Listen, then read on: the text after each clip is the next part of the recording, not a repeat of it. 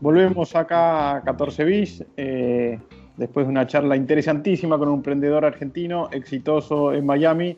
Volvemos a la realidad doméstica de alguna manera y vamos a hablar con Carlos Fara, un analista político, director de Fara y Asociados, que me parece interesante incluso para conocer su opinión y qué es lo que puede pasar teniendo en cuenta que el panorama electoral en medio de la pandemia viene bastante empiojado, a pesar de que se modificaron las fechas de las elecciones, se postergaron al menos por un mes. Así que presentamos a Carlos Fara y le damos la bienvenida a esto que se llama 14 bis. ¿Qué tal, Carlos? Buenas tardes. ¿Qué tal? Buenas tardes, ¿cómo estás? Bien, bien. Ahí justamente habíamos mencionado con Diego al comienzo del programa de que esta postergación de las elecciones por un mes, si es que beneficia o no de alguna manera al oficialismo, teniendo en cuenta que tiene más tiempo para vacunar y que de alguna manera, de manera indirecta diría yo, la persona o las personas que fueron vacunadas de alguna manera ya dijeron, le dieron un aval público al gobierno. Entonces, si es que realmente se favorece el gobierno con esta postergación de las elecciones. Bueno, en teoría sí, digamos, en tanto y en cuanto efectivamente haya suficiente oferta de vacunas como para poder digamos, alejar los temores sobre el crecimiento de contagios, y de la mano de eso, digamos, si efectivamente eso se da de manera positiva, eso llevaría a que no tener que aplicar medidas tan estrictas en materia de cuarentena, con el impacto que eso tiene en la actividad económica, ¿no? Tengamos en cuenta que la actividad económica es lo más importante para la gente, y que la pandemia, digamos, preocupa en tanto y en cuanto complique la generación de ingresos por parte de la familia, ¿no? Y la educación, digo, porque leía en estos días que también había un fuerte rechazo en algunos relevamientos públicos que se hicieron, algunos sondeos de opinión, donde había un fuerte rechazo al cierre de las clases presenciales. Claro, totalmente así. Todo esto le va a impedir, digamos, le va a permitir, perdón, al gobierno, digamos, a tener un esquema, digamos, más, en general más tranquilo, ¿viste? Porque obviamente aleja todo tipo de conflictividad, entre ellos, digamos, el tema educativo, y por lo tanto le permitiría, digamos, cumplir o alcanzar, digamos, las proyecciones económicas de recuperación que presentó el ministro Guzmán en el presupuesto. Bueno, la de inflación ya casi está perdida, ¿no? O sea, sí, totalmente. 29%, 27% anual, vamos 13% en el primer trimestre. Sí, totalmente así. Pero bueno, el tema es si la recuperación se puede dar. Si los contagios, digamos, complican mucho, de manera que eso haga que deban, digamos, volver a cerrar sus actividades, entonces obviamente ya directamente conspira contra el otro gran objetivo, que es un crecimiento de 6 o 7 puntos en el Producto Bruto este año.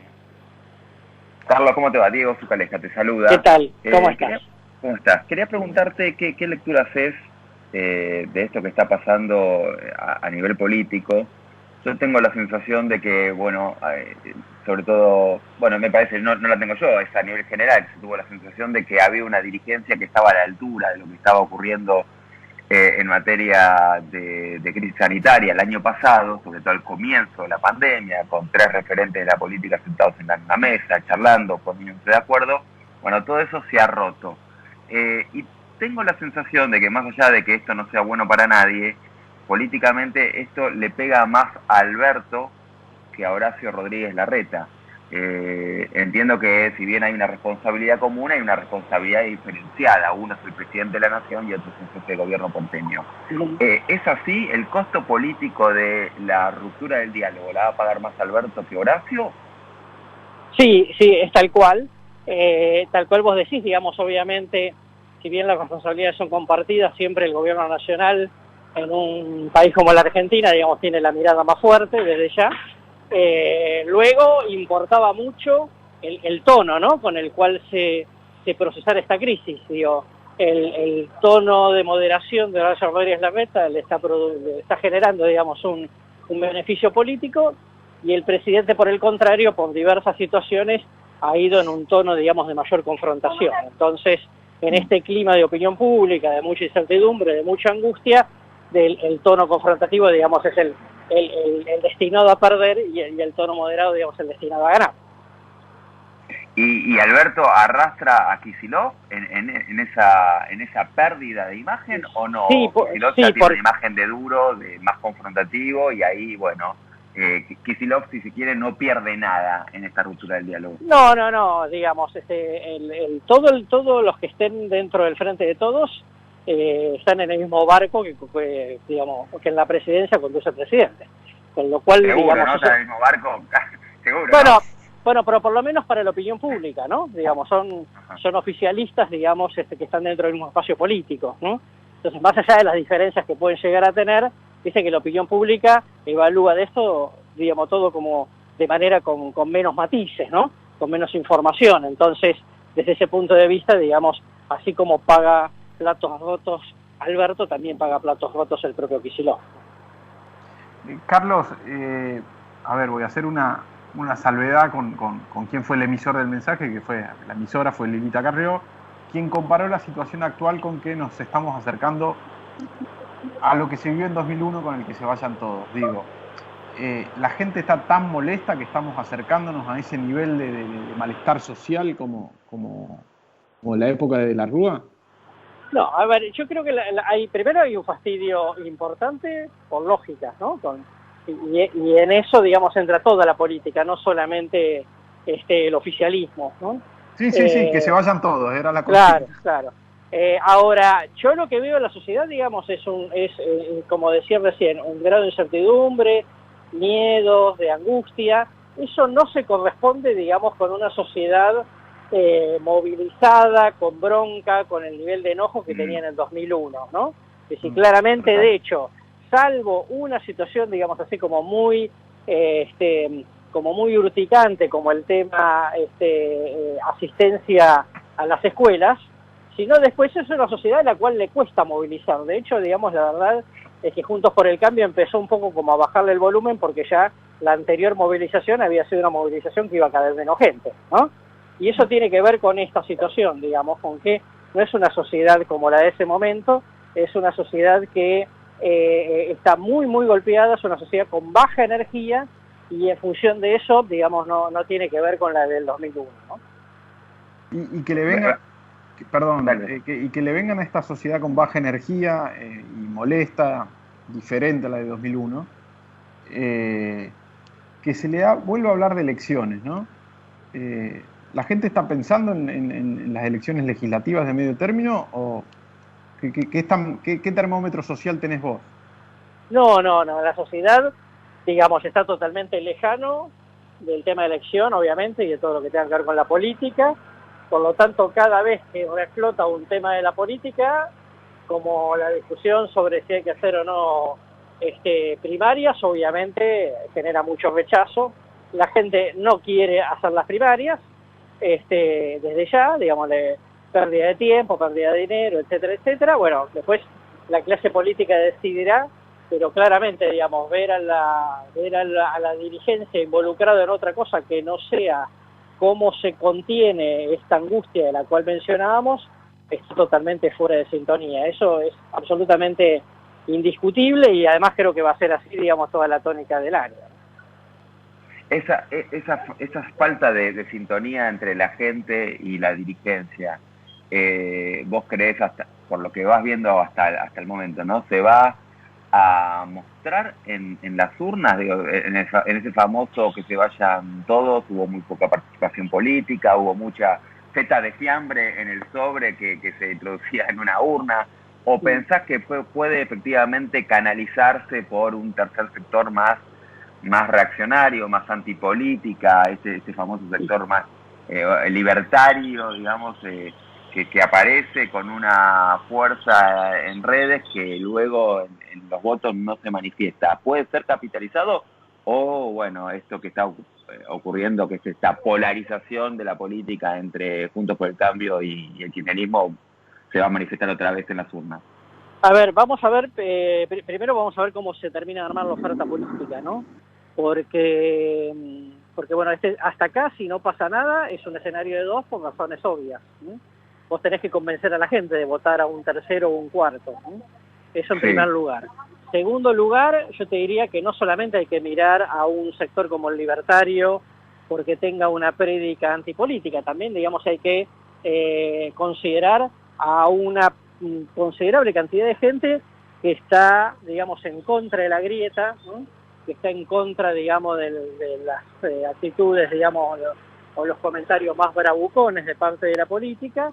Y ahí es la mayoría, pero después no se canaliza eso. Bueno, por eso digo, depende, digamos, que haga la oferta política. Si vos tenés finalmente dos ofertas, pero muy moderadas, por ahí la gente se lo piensa, pero ojo que después, además de esa bronca que se puede manifestar en un sector como el de los libertarios, después tenés una cantidad de gente que quiere una opción moderada, que por ahí no sea ninguno de los dos polos, y ahí empieza, digamos, a tallar la posibilidad, digamos, de que haya una suerte de tercera vía, ¿no? De la mano de Bandazo, con asociado a La Baña, Urtubey, etcétera, etcétera. Digamos, eso también hay que considerarlo porque eso puede llevarse, digamos, una cantidad de votos de gente que quiere una moderación fuera de la grieta.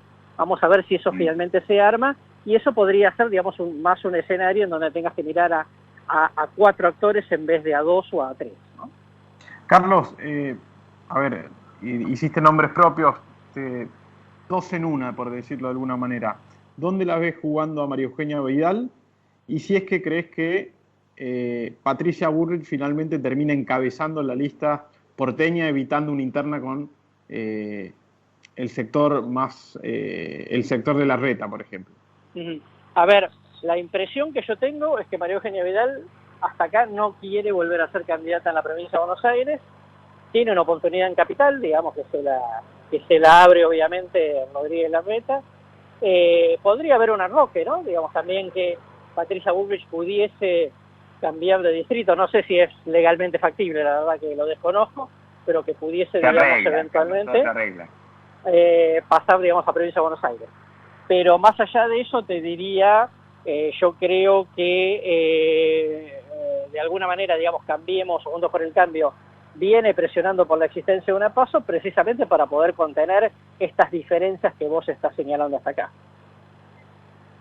Carlos, por mi parte sería la última, quería preguntarte cuánto de esto que estamos hablando es visto por una clase media, digamos, clase media alta, en declive, y cuánto de esto está siendo visto por, la verdad, que una población cada vez más empobrecida, donde en realidad el cortoplacismo es para ellos es lo único que se ve, porque es el día a día. Quiero decir, ¿cuánto de esto, este análisis político, de esto, este hartazgo que vemos, de esto que pasa con la educación, le llega a esa masa crítica que en definitiva es la que después mueve el amperímetro a la hora de votar? Está claro. Mirá, acá lo que hay que tener en cuenta, digamos, es que si el gobierno o el oficialismo en general pasa a una opción muy radicalizada, vos pudieses tener una elección en donde la coordenada principal es de alguna manera un eventual castigo al gobierno nacional, precisamente, digamos, por haber perdido la moderación. Entonces vos en una elección no solamente tenés que considerar, digamos, el nivel de cansancio, hartazgo con la política en general, sino también el hecho de qué quiere la gente que suceda. Si la gente quiere que el gobierno de turno, digamos, pierda, entonces podés llegar a tener mucha gente, digamos, que termine inclinándose por algo que considere lo menos malo, simplemente como instrumento de castigo, y no porque le guste. Y, digamos, eso no permitiría sacar conclusiones sobre lo que pudiese pasar en el 2023. Lo que pasa es que antes el castigo era más claro porque Cambiemos nunca había gobernado. Ahora Cambiemos ya gobernó y ya vimos lo que hizo. Entonces, bueno, ¿con quién los voy a castigar? ¿Con esto claro, bueno, es buena la pregunta, porque efectivamente, digamos, la experiencia Macri está fue negativa para la mayoría de la gente y está muy fresca en la memoria, ¿ok? Claro. Y entonces, por eso yo les apuntaba la posibilidad de observar a los terceros y a los cuartos, porque efectivamente en una elección legislativa donde como no elegís ejecutivo te sentís, digamos, como más distendido, como para manifestar un voto aunque sea testimonial, por eso hay que ver, digamos, si la oferta se termina armando una tercera opción y una cuarta opción porque el electorado puede perfectamente, digamos, fragmentar, o sea, de alguna manera castigar a los dos polos más importantes. Carlos, digo, por el calendario en el que estamos, esa tercera vía o esa cuarta opción debería estar definiéndose en el corto plazo. Sí, totalmente. Sí, totalmente. Ahora, digamos, tienen un mes más, si es que efectivamente la ley que acordaron se aprueba de corrimiento del cronograma, tienen un mes más, pero de todas maneras es cierto, digamos, que esto en algún momento, yo te diría que estamos a fines de abril, en mayo tiene que empezar, digamos, a exponerse y a levantar el perfil para poder ser una opción que despierte interés.